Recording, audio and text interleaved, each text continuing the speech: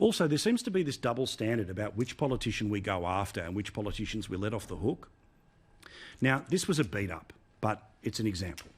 Daniel Andrews, supposedly, and it all came out and everyone cleared this up today, but apparently, they were trying to find a wedge between the Victorian Premier, Team Red, and the Prime Minister, Team Blue, that he demanded more changes when it came to travel bans. Well, those things, again, don't just happen because of one person's decision. The National Cabinet that he's part of made that decision today.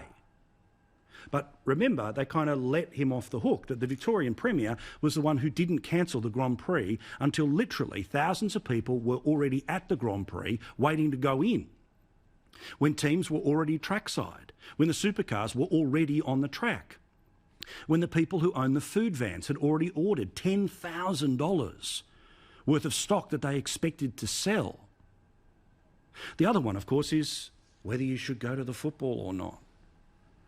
Now, remember, at the height of last week, this was some of the garbage that we were getting across the news because, again, the Prime Minister was in that same position that most of us are in times of struggle, which is don't let it defeat us, let's keep going, let's find a way, let's stay positive.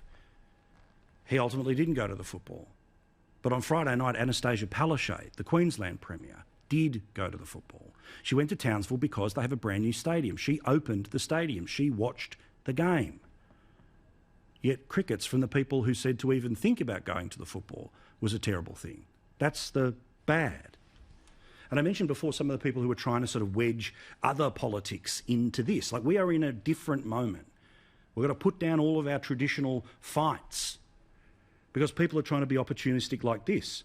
Unlike the climate emergency, coronavirus leaves no time for politics. In The Guardian, can coronavirus be the crisis that shakes us out of our alternative reality? Again, arguments about climate change. And speaking of, students aren't going to be striking anytime soon. They won't be gathering, so they're going to move their efforts to online. What does this have to do with what we're dealing with right now? Right now, a contagious virus that is killing people, that sure, 80% of people will only experience mild symptoms of, but now is not the time for you to push your barrow, whatever that barrow is. And if I'm caught doing that, then I deserve the slap that I would get if I do it. And I expect you to keep me honest. You always do.